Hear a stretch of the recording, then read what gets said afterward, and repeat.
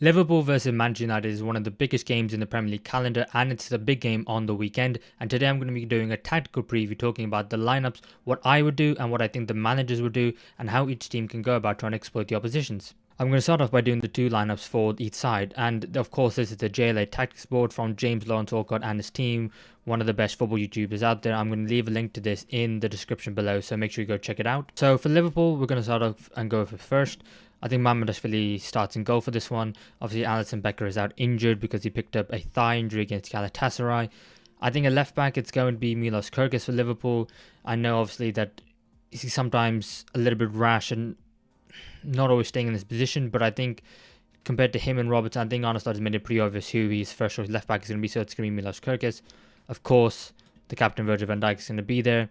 I think it will be Ibrahima Konate, who didn't play for France over this last international break. He had a bit of a knock and France decided not to play him in the first game. He then got sent home before the second game they had against Iceland. I think considering he went to that camp, I think he's fit enough that he will be playing for this one. And in terms of right back, we've got options. We've got Conor Bradley, we've got Jeremy Frimpong, and we've got Dominic Szoboszlai. And I think this is interesting because these three are the three right backs that Arne Slot has used most so far this season. And actually, in all competitions, Szoboszlai is actually the player who's played the most minutes at right back for Liverpool this season. 35% of all the minutes Szoboszlai's played. Bradley's 33, Frimpong just 28. And I know that because of the fact that I went back and I checked every single minute of every single game. So Szoboszlai's played the most at right back this season. I think with Jeremy Frimpong, Arne Slot is still trying to figure out what his best position is, whether it's right back with right wing, which we saw against Galatasaray. So I don't think it's going to be Frimpong. Me personally, I would quite like to see Conor Bradley go there because of the fact that he's the only one who's an out-and-out right back. Frimpong's been playing right back, right wing. Szoboszlai is obviously a midfielder first. But I think it comes to a point now where I think Liverpool need to stick to a team in the back line to try and get some consistency. And the fact that so far this season, Liverpool have the 10th best defence and they've conceded 9 goals. And considering the side conceded, 41 goals last season, the second best defence in the whole league, they need to come up with a set back 4. So I'm going to go with Conor Bradley at right back. Along in the midfield, I think it has to be Ryan Gravenberch. He played only the first 45 minutes for the Netherlands in the international break. He felt his hamstring. He got withdrawn from the squad as a precaution, so he should be fine. I don't think this player has had the best start of the season, but I do think it has to be Alexis McAllister. And in terms of going forward, I might shock you here, but I'm actually going to go with Dominic Szoboszlai because of the fact that I just think that his legs are desperately needed in the midfield. His pressing off the ball, his work rate, he's arguably been one of Liverpool's best players so far this season. So I think Dominic Szoboszlai has to play, and I think he has to play in the number 10 position, which means that I'm going to be leaving Florian Wirtz out. Big headline, but I'll talk about it more in a bit. I think on the right, obviously, it's going to be on the right. No, if it works with me. On the right, it's going to be Mohamed Salah. I think on the left, it is going to be Cody Gakpo. And I think up front, Arne Slot is going to go for Alexander Isak. And I think that's going to be the front three. I think Salah, obviously, not having the greatest of times at the moment, but he is world class and then he has to start. I think Isak, you bought him for a reason. You spend the big money on him. He's the Premier League record transfer. He's Liverpool's record transfer. This game against 3 centre-backs, I think you started him. Cody Gakpo, I think Arne Slot just loves him. I quite like him as well. I would like to see him link up play a bit more, but I think this is the side that Liverpool are going to go with. I wouldn't be surprised though if Conor Bradley maybe not inside. Szoboszlai is in there at right back and Florian Wirtz plays instead. I can see Arne Slot doing that. It's not something I'm massively thrilled about because I think with Dominic Szoboszlai, I think you really want him to be in and around Mo Salah. So when Mo Salah goes up and down that right hand side, I think you really want Szoboszlai near him, but in the midfield sense, so then he can make those runs and beyond, so Salah then can coincide. I think Liverpool are still lacking a little bit of the fluidity and communication between the players, which we haven't quite seen yet this season with the new players coming in. So I personally would not like to see that. I would personally like to see Szoboszlai in the 10 and Conor Bradley out at right back.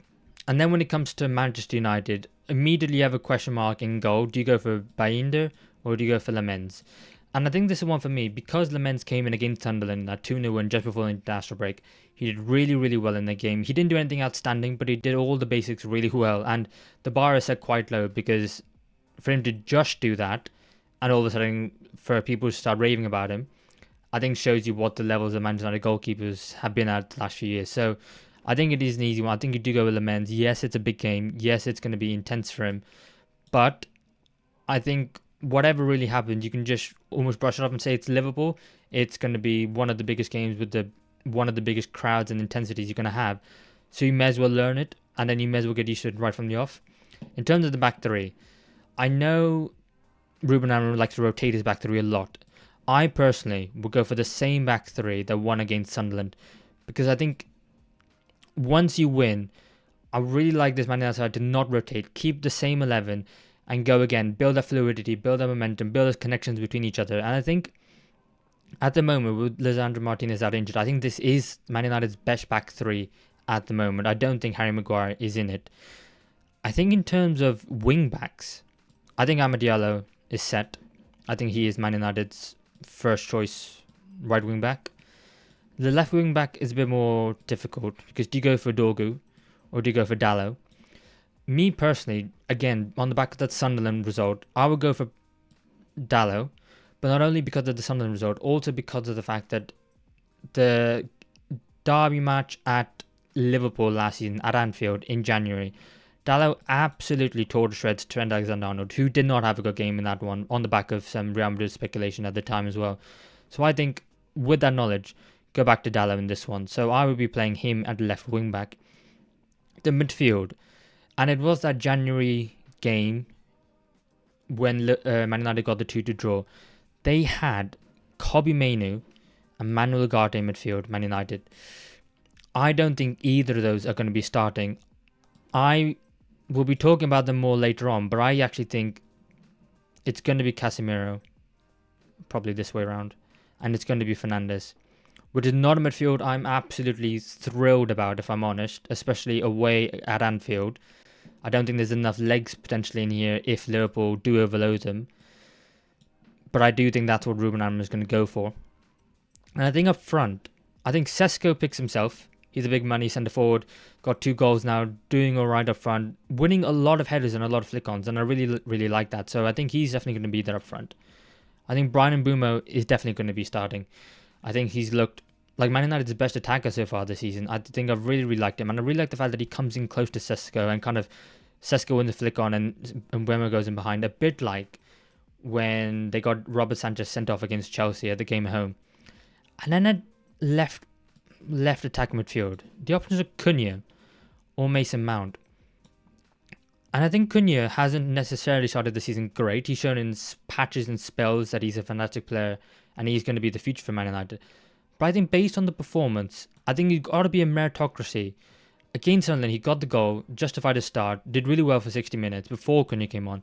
And I'm actually going to stick with Mason Mount at left attacking midfield, because I think pressing Liverpool in this game, working off the ball is going to be so important. And I think Man United could do him. And if not, you can always bring Cunha on. So those are the lineups that I think both managers are going to go with into this game.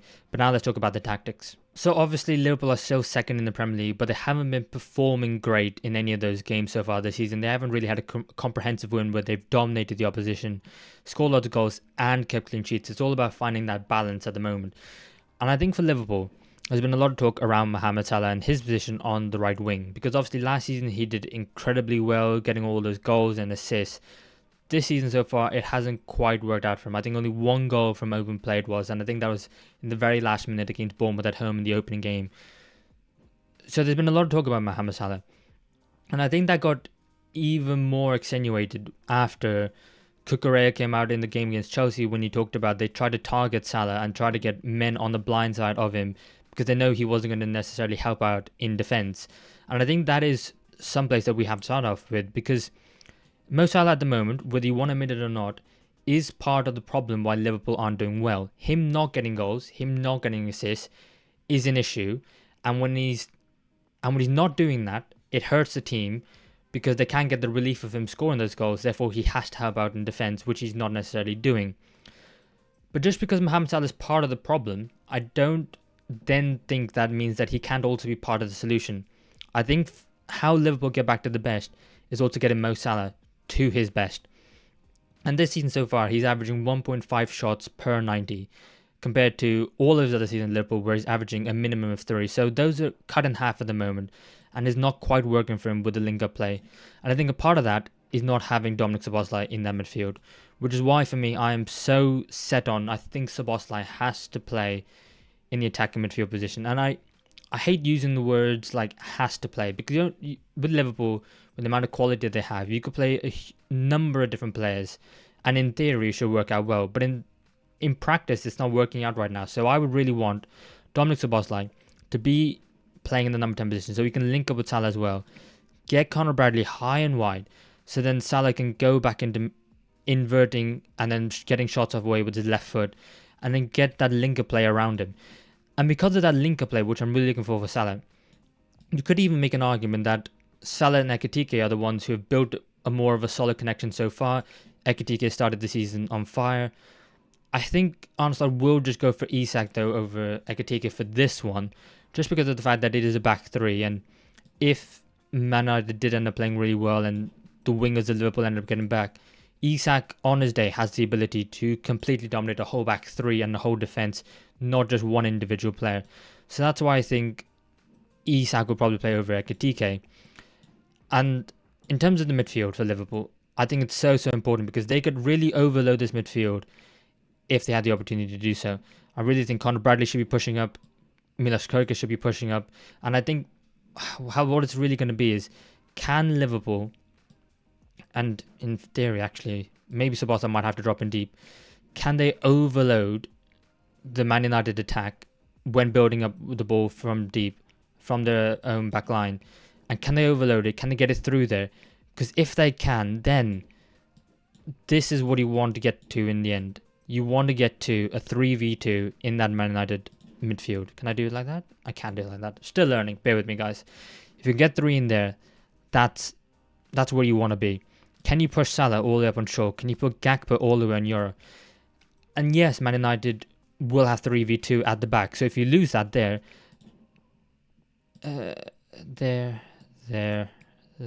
and there. So if Liverpool do lose the ball at the back, it could be catastrophic. But I think that's why you play Szoboszlai as well, because he's got that almost cheat code ability of having that consistency of energy and pressure throughout a game. He could go out and help out. He can also get back forward. And for me, I think if Liverpool can get themselves into situations like this, and also if they can get themselves into situations, because Casemiro and Fernandes aren't necessarily the quickest with the runners as well, you could also see Gravenberch, like he did in the Merseyside derby, just go on the blind side of Fernandes if he was to go further up, and just get in behind as well like that. So Isak might be a bit there, Szoboszlai might be helping out. Szoboszlai could be on the blind side of Casemiro here to allow Gravenberch to then power through. Salah can play a wonderful ball like he did against, similar to what he did against Everton. De Ligt will have Isak, he'll be marking him, and then Gravenberch could make that run from deep. And so I'm not worried at all about Liverpool scoring goals in this game. I think they absolutely will. And I think it's one where they might score 1, probably even 2. But my only question is, can Liverpool's defence cope with Man United, who will be up for the game, will be a bit more intense and have a bit more intensity about their game? Because if they can keep Man United out, then I'm not too worried that Liverpool will win this game with the quality as well. And we haven't even talked about someone like a Florian Wirtz, who he played at left wing against Crystal Palace, another side who play with 3 at the back, which is interesting because when he was obviously at Bayer Leverkusen, Florian Wirtz was in this position all the time, with a centre forward to pass to and with a left wing back in Grimaldo to pass to. So actually, maybe him being a midfielder and having, let's put Gakpo in here, being in this situation isn't actually what he needs. Maybe he needs more space on the ball, which is why I think, honestly, I'll put him in that left wing position in defence against Crystal Palace, but in attack, then he could pretty much go everywhere. And so him running against Euro, that could be one avenue to go down. But I do believe that Man United will probably look to defend quite well, and Amad Diallo might be here on Kerkez, and I'm not really sure that that's the right thing to do, although I think Wirtz's feet against Casemiro and his quick thinking, he could get around them pretty well. I think Liverpool, most importantly, do have options in this game and do have the ability to overload Man United in key areas, but it's just about, doing it at the right times while also keeping a solid defence. And so when it comes to Manchester United and how they can go about trying to exploit Liverpool, I don't think there's ever a good time to be playing Liverpool. But if there was, this would probably be one of them while they're still trying to integrate new signings and still trying to build up to speed that connection, the momentum. And I think it's one where, similar to Chelsea, that's not the one. This channel here is going to be where I would be trying to exploit if I was Ruben Amorim, because on the back of, like I said, the Chelsea defeat, Dalot going up against Conor Bradley, Mason Mount there as well, trying to overload those wing backs, I think it's going to be crucial for Liverpool. And I think Mbeumo and Diallo as well could try and do the same. And actually, when Man United do have the ball, they're actually in very decent positions on the pitch. For me, Salah, Sabozla, because if Liverpool try and press in their 4-2-4, which is what they typically do but don't always do, but if they were to do it like they did against Chelsea, we'll have to wait and see if Arne Slot decided to come up with a different way of pressing. Then Man United are going to have an overload in Liverpool's back line. It's going to be the 5 Man United players, the striker, the 2 attacking midfielders and the wing backs against the 4 of Liverpool's defenders. And so all of a sudden, you think to yourself, if Bruno Fernandes can find himself with space on the ball in the midfield, he can really dictate the tempo and pass to whoever he needs to. But what I would also like to see from Manchester United is the 2 attacking midfielders of Mount and Mbeumo just pick up positions wide of Gravenberch and McAllister, or whoever the 2 midfielders are that Liverpool decide to play, and just stretch them a little bit and just give them something to do. Are you going to go pick up Casemiro and Fernandes in the midfield? Or are you going to go with Mbeumo and Mount and then give the centre-backs a choice? Are you going to step up to Mount and Mbeumo and leave it 1v1, Sesko against Van Dijk, and Kalata go to Mount, or the other way around? Or are you going to let Man have an overload in the midfield? I think it's one where they could bypass Liverpool's press quite easily, actually. And it could be a case of them going long. I think there's definitely something to be won here in terms of Dalot and Mount versus Bradley, or if it's Dalot and Cunha versus Bradley, or if it's Frimpong. I think that's even more enticing for them to go long towards the right back area for Liverpool on the back of Mohamed Salah, not travelling back as much. I don't think the play here is to go central. I think the play here is to try and get the ball to... I'm missing a player. Try and get the ball to feet of Sesko, because I think in the air, Konate and Van Dijk, even though Sesko's been really good winning a lot of his headers so far, he is not going to... I think Van Dijk and Konate are 2 of the best headers in the league and in world football in the air. So you can try luck Sesko, but I think in this case, try and get the ball to feet, dropping deep, and then try and let Mount and Mbeumo go in behind, because I think that asks more questions of the Liverpool defence. But I also think the midfield, Casemiro and Fernandes. And again, the midfield is so important for Ruben Amorim because it's been the area of so much turmoil and headache for him so far this season. And last year, when they got the 2 to draw, it was Mainu and Agate with Fernandes further forward. And I don't think this is something he is going to do, Ruben Amorim, because of the fact that I think he's pretty set on who his 2 midfielders are, who he likes, who he doesn't like. But I don't think Ugarte on the ball will offer you too much in this game, especially when Man United need to be quick with it, pass it forward with accuracy and position. I don't think he's going to do that. I do think, though, that Mainu, Fernandes in the midfield, if it was to be Mount or Cunha, I think that's far too attacking. And I'm worried about them defensively, especially if Man United lose the ball and counter-attack, and then all of a sudden Liverpool go and exploit that space in between the back line and the midfield, which has not been as solid as I would have liked it to have been for Man United so far this season, considering they play a 3 at the back.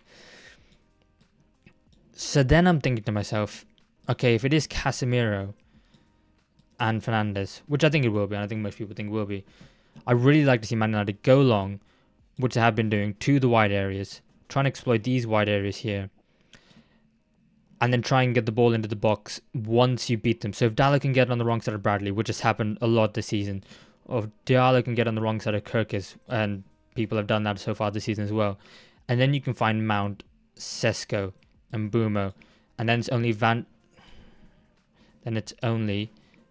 Dijk, Konate, and then some of the midfielders coming back slowly.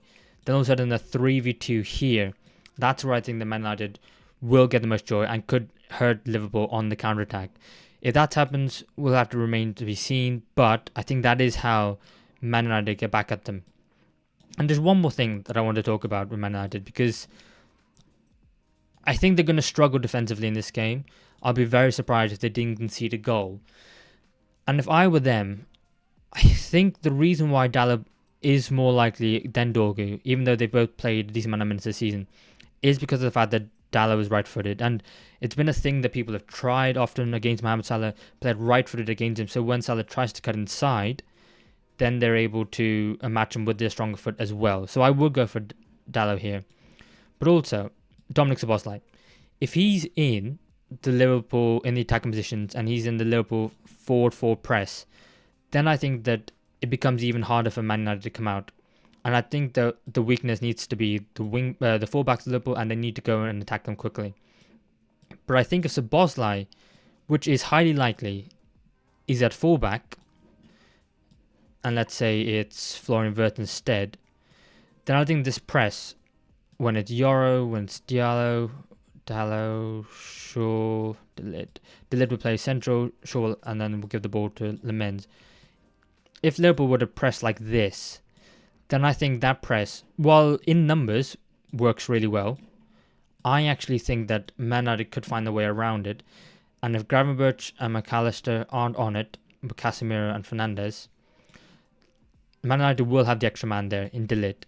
They need to use him, but also if they can get the wing-backs the wrong side of Gakpo and Salah, I think they could be away, and they could be in a whole lot of space, and that will really cause, again, Liverpool a lot more problems. So there are avenues that Man United could go down to try and exploit this Liverpool back line. There are ways that Liverpool can go about to try and exploit Man United, and I think it's going to be a very tense game all around.